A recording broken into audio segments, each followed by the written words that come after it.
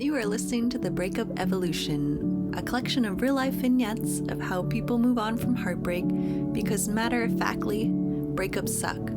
They leave us flat on the floor, crying insufferably, and in my case, taking a same-day flight out of Chicago to never return. Each episode is a tale of one stranger sharing their breakup story, but more importantly, how they moved on and evolved from the relationship. This is about the aftermath. How we pick ourselves up after the end of being so close to someone for so long. And we are going through a breakup evolution remix, or I guess an evolution in itself. Because it's not just romantic breakups that cause us to shapeshift our identity. It can be a relationship to a friend, or in one case, an ex-NFL player who broke up with football. A lot of us don't want to let go of something that we know in our lives just because the unknown seems so much scarier. And I think that's definitely what it was. It was like, well, there are good parts about this relationship and I'm not alone. So I'd rather continue being in this place because it's giving me a sense of worth than to go out and be on my own. But actually being on my own was amazing. Is amazing. Meet Genny. Hi, Sarah. In full disclosure, Genny and I actually know each other. We met many, many years ago, lived together, and over a decade later, I begged her to come and share her story. Genny is such a shining example of what it is to be a badass. When we were living together in Portland, she would often take me to the climbing gym, and it'd always be so cool to see her scale up the wall, especially at an activity that leans more heavily male. And also, Genny completely changed careers and learned how to code, which is another super daunting, super brave thing to do.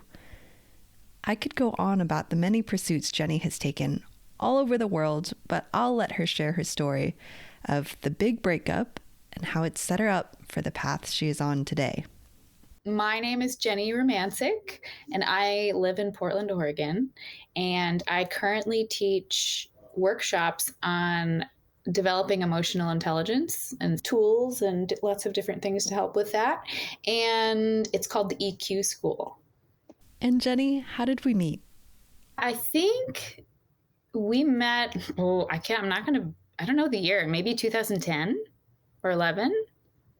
It was around then, maybe January. All right. Maybe, yeah. So we met in around 2010, 2011 as roommates, and we met on Craigslist. And I think I interviewed you, or did we all interview you together? I think you all interviewed me, but you wrote the ad, and I was like, yeah. I especially want to be friends with her. And I felt the same. We were instantly like, yep, this is great.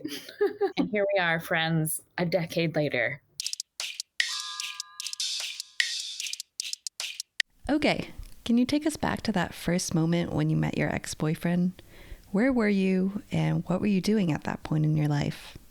So I was living in Portland and I was working. So I was in grad school at PSU. I was studying literature, and I was working for the international department.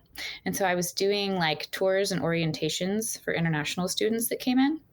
And so I actually had been primarily working with the Japanese and Korean students, which I really loved. And especially in the summer when they were like high schoolers who were like, getting a taste of freedom, and they were really funny and cute. And I loved those groups. And then I got put on the German Fulbright group.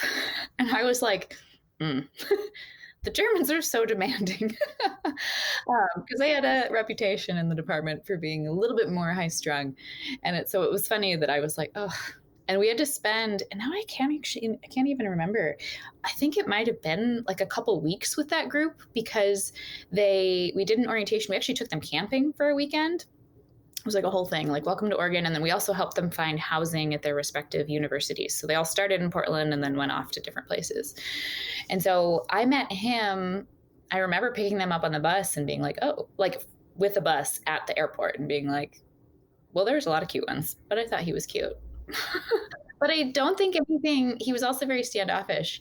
So this was back in 2010. So the biggest thing that I remember is that like a bunch of the German students like went camping at Crater Lake and I went with them and that was fun. that was outside of the orientation. And I also remember having like a game night or something at our house, and invited him, and he came. And I don't know if you remember, but we had like a toilet that was sitting in the laundry room downstairs that wasn't connected to anything. And he was like, "Oh, where's the bathroom?" And we are like, "Oh, there's one downstairs." And he bypassed the bathroom and went into the laundry room and peed in that toilet. And then came upstairs and was like, "I think I did something wrong." And I don't feel like he was as mortified. He laughed. It was like an embarrassed laugh. But I also remember being like, I don't know if I would go upstairs to help people if a room full of people that I did that. But he did. But yeah, that's one of my first memories of him.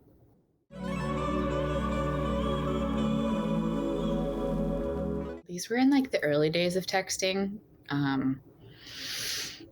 I don't think I had T9, but I really didn't like it. But we were calling because he moved to Corvallis, which is like an hour and a half south of Portland. So yeah, I guess we just kind of like, it was fairly quick that we were just hanging out every weekend or every other weekend. So I think he came up to Portland a bunch in the beginning. And I know we took a trip up to Vancouver, BC with another roommate, Allie, for New Year's that year. And I would say Genny, 35-year-old Genny with more wisdom than like 22, 23-year-old Genny, that it was like from the get-go, our personalities were so different that now if I were to start dating someone like that, I would realize that much sooner. But there was a lot of things that were really fun, and we laughed together, and the sexual chemistry was wonderful. And so there were a lot of like, and he was really adventurous and outdoorsy. And like I got into climbing and things after dating him. So there were a lot of like really fun things that we did. But now I'm like, there was always a piece of like, I didn't quite feel like I was getting emotionally what I wanted from him. And that was the thread throughout the entire relationship. And part of that I think stems from my own insecurity and some of my own like attachment stuff. And part of that I think is just us being different people in how we communicate and show up in a relationship. And so there was definitely a couple fights in the very beginning, but it was kind of up and down. It was like we got along really well, and then we would really not understand where each other were coming from about certain things. So there was a lot of that in our relationship. And I'm trying to think of like, I can't even remember our timeline exactly, because it was something like he did a master's. So he ended up doing a master's while he was in Oregon, and he would try to do it within a year, but he couldn't get it done. So after that first year, he went back to Germany for a half a year. So we kind of did, I don't know, it was either like we were kind of broken up, or I don't remember, or we were still together, but we did still talk during that time when he was gone. And then he came back for a half a year. We got back together, or were together, or whatever. And then I graduated, and then ended up moving with him back to Germany so that he could finish the rest of his program. And so I worked at an international school in Stuttgart, in that city. And it was a really rough year. It was an incredibly tough year. It was a tough school. It was a tough, like, administration to be working for. I also didn't have a lot of money, and there was also just like some miscommunication. So I was getting paid less than I even thought I was going into it. So it was really stressful. And then I also think that I am a very independent person, and I relied really heavily on him, especially when I got there. And that didn't work. He was, and I would say from his perspective, he was actually really great and really good at showing up for me and helping me with German things. But I think I like lost a lot of self-esteem and felt kind of shitty. And I didn't have a lot of friends because the other people my age who were working at the school were like all kind of depressed because the school was just not a great work environment. And so it was just like a really tough year overall. Although we did have some good times. We like went to Morocco, and we did some little traveling, and we would visit his mom in Heidelberg a lot, which was really, really, really lovely. I loved his parents. They were really sweet, and his family. But yeah, and then after that year, so here's like an example of how much we did not communicate the same way. I ended up being like, I really think I want to go back to Portland. I've just had this like really tough year. I was really, really struggling with culture shock and just being like, oh, I miss my people. I miss my food. I miss feeling smart. I miss feeling like I know what I'm doing. I just want to go home for a little bit. And he was like, cool. So we had both agreed we were going to go back to the States, maybe not Portland, but at least somewhere on the West Coast. And so we were both job hunting because he was graduating that spring. And I ended up going back. And then after I went back, he was like, oh, by the way, I got into this like really prestigious PhD program in Switzerland. And I was like, that's amazing. I didn't know you applied. He didn't tell. And his honest to God rationale was, well, but I thought if I didn't get in, then we wouldn't have to have this conversation. And I'm like, that's just not how relationships work. So then we ended up trying to do long distance for a year, and it just was a big mess, and we did not communicate well. It was hard because I was in the space of like, okay, I'm not doing teaching anymore because moving back to Portland, I wasn't certified, and I had such a hard year teaching in Germany that I didn't want to like go through all the rigmarole to get certified for something that felt really not, and pay for something that didn't feel good. So I was in this space. This is when I went to code school and got into development, which was really great. But it was really hard to do that with someone who is on the other side of the ocean. Not only like Portland, I'm on the West Coast, and then he was in Switzerland. So it was like, I don't even remember. It was like 11-hour time difference. We could only talk to each other like in the morning and the evening. So it ended pretty shittily. It was not great communication on either of our parts, I think. And he ended up meeting someone else. And so it like really kicked me in the gut and really, really hurt. And he didn't really openly communicate about that either. It was just kind of like one day, like, okay, no more, bye. And I ended up writing his mom. She's the one who told me that he met someone else. So it was tough. But I do think, well, I should really stick for a minute in that. It was really, really tough. And that was the, oh, okay, I guess this is done now. Yeah. But just like to be so on completely different pages about like what it was, especially like after 4 years, it just goes to show like different communication styles, or just generally like your needs weren't being met. I read the book Radical Acceptance by Tara Brach, which I highly recommend. Because I would like wake up in the middle of the night and not be able to sleep, and I would sleep with that book because I would open it and read a passage and be like, okay, I can do this. Like, it's okay. Because there was a lot about looking at your deepest fears. Because for me, what that relationship meant in a big way was like, I'm never going to find somebody else. Like after he broke up with me, it felt like, I guess I didn't quite realize, not even just after that, but even a while after, it took me a long time to realize that my self-esteem was really, really low. And part of it was, I think, being in a 4-year relationship with someone who didn't really fully see or value me. And I think he tried, but again, I would still say we were just like not a good match for each other in so many ways. And so it was hard for me to feel really seen because we didn't quite have the same values. So my self-esteem was at an all-time low. And that's when I started just like, I actually did feel like almost suicidal at that point because I was like, I just don't know what to do. I don't feel lovable. I just don't know how to move past this. And it's not something to gloss over. Like, I remember vividly that time because it just felt like, well, what the fuck? Like, what do I do and who am I now? And that is not how you should feel coming out of a relationship if you're in a healthy emotional place. You should be able to be like, yes, it's painful to separate from someone that I've really cared about. Yes, it's hard, but I'm still a worthwhile person and I'm going to find love again. And that's not how I felt. I just felt very like left and abandoned. He and I didn't have closing conversations or resolution. And after 4 years with someone, when they're just like, okay, bye, it felt very, very traumatic. And I do remember just like sitting in my room at this chair in the corner of my room and just having this kind of like, I don't know, having this moment of like, this has to stop. Like, I can't, what is it? Like, you either just feel like shit all the time or you start making choices and you move in the other direction. And it really was like a huge shift, because then I decided to start like hiking every weekend and getting out and making sure I got sunshine. I started like training and I got like the strongest I'd ever been in climbing.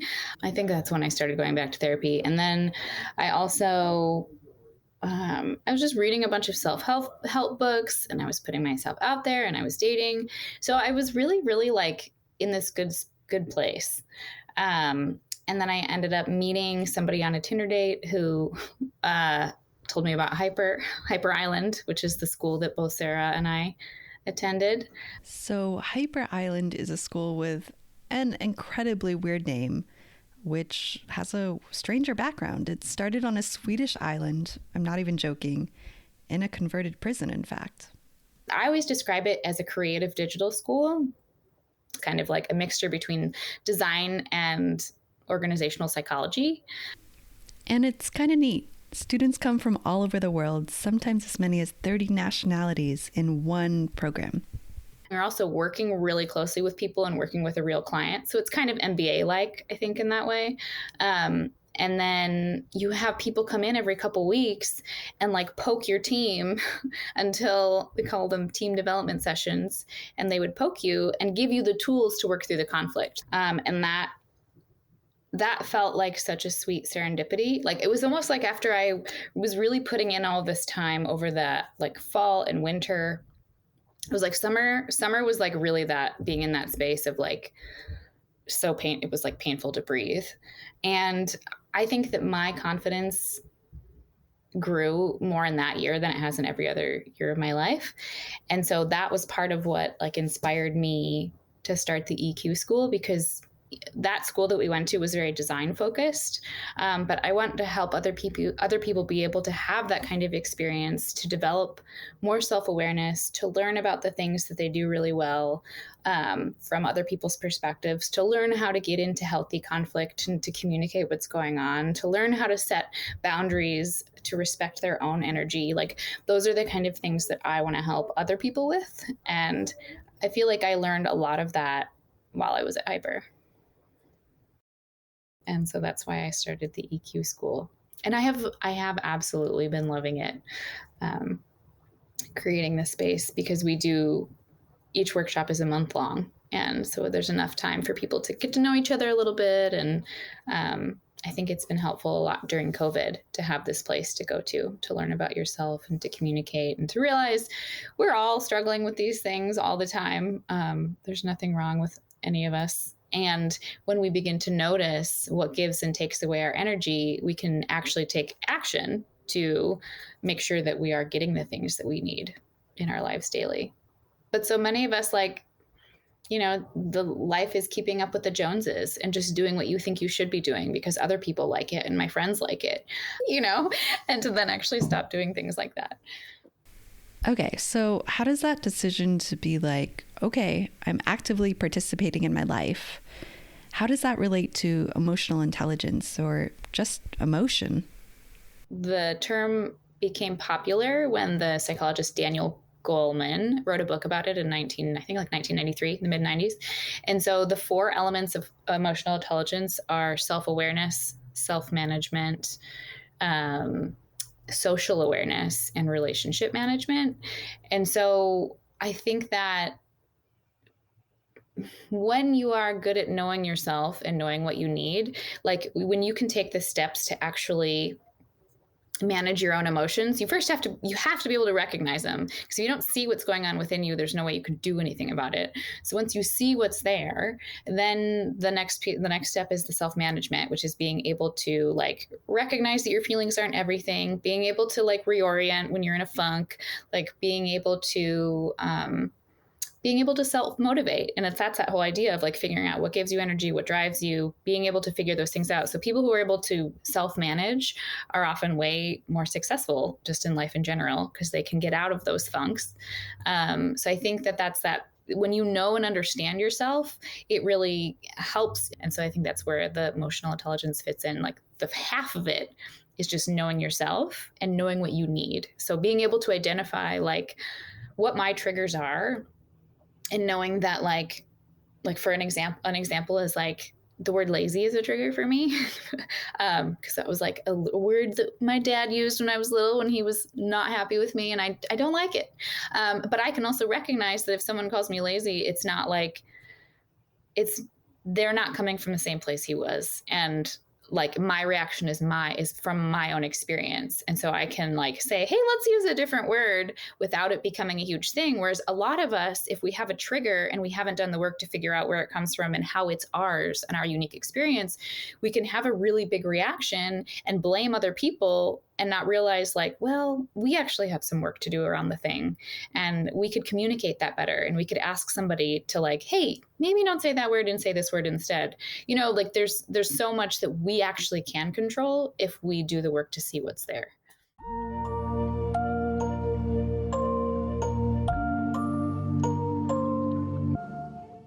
I think I needed to have that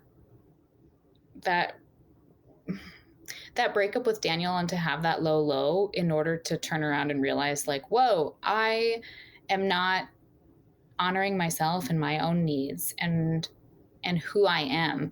And I think the reason I talk so much about the hyper experience was because like it took that was like I guess that was a full year later. It took getting into that to really, that was where I started to, oh, this is why I do these things. But in that experience with Daniel, I think if things had been fine and it had been just like a fine breakup or whatever, I wouldn't have ever dug in to do this work and to learn about myself, to find what can actually truly make me happy. I do think we need to have these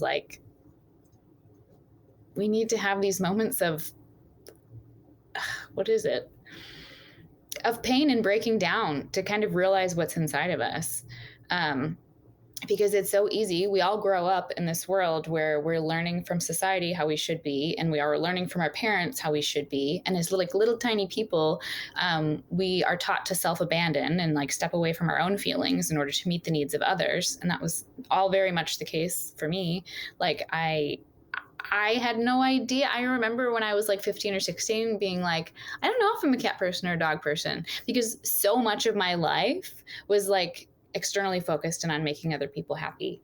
And I think that was very much the case in mine and Daniel's relationship. So in small ways, when I would try to say like, here's a thing I need, and he didn't get it, like I also don't think I communicated it very well. And I also think like, I probably had a lot of mixed feelings about that. And if he didn't get it, then it made me feel bad for asking, which probably made me shittier to him. And, you know, there was just these layers on layers of things that if I hadn't had that horrible reaction to our breakup, which was a shitty relationship, like I'm so glad I'm not in it anymore. And I don't think he's a bad person, but, you know, if I hadn't had that breakdown, I wouldn't have the opportunity to have gotten to the place where I am now. And I think it's important that it didn't happen like 3 months later. Like it took a while. It takes a while to really dig in and get to know yourself and get to know like, how do I work, and what does make me happy, and what does give me energy, and what kind of people are draining me and actually making me feel like I should doubt myself. Like, how do you start paying attention to those things, and you learn how to actually like go in the direction that makes you feel empowered and loved and worthy, and start learning how to cut those things off. Which is why if I were to start dating someone like him now, I could see, oh, our values are just super different. This is not worth trying to, even though like there's like, you're really funny and that we have some things in common, like it wouldn't be worth it. And I know that now. So I'm glad to have had that. Do you think about Daniel now? He pops up every once in a while. The nice thing, see, he's not wanted to be in contact, but I've probably written him like once a year. And actually, I think it was last year, No, maybe the last time I wrote him, I realized like there were some really shitty things that I did in our relationship that I never apologized for. And he was like, oh, thank you.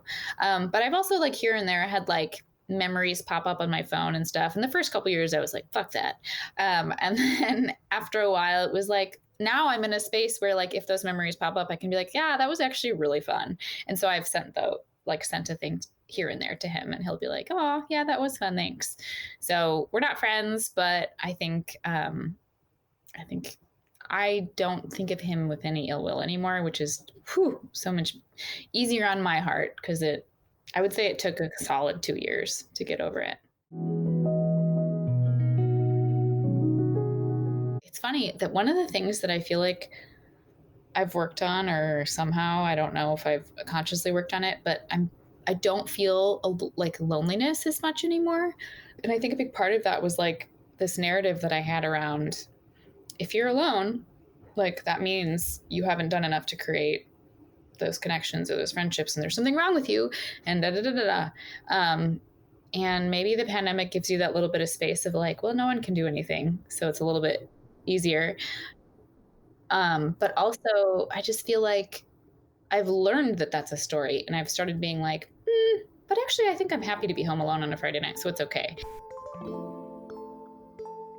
You can find Genny and learn more about the EQ School at theeqschool.co or on Instagram at the EQ School, which I'll list in the show notes. And if you have a story to tell about a breakup in whatever form it may be and how you grew from it, you can reach me at thebreakupevolution@gmail.com or on Instagram at thebreakupevolution.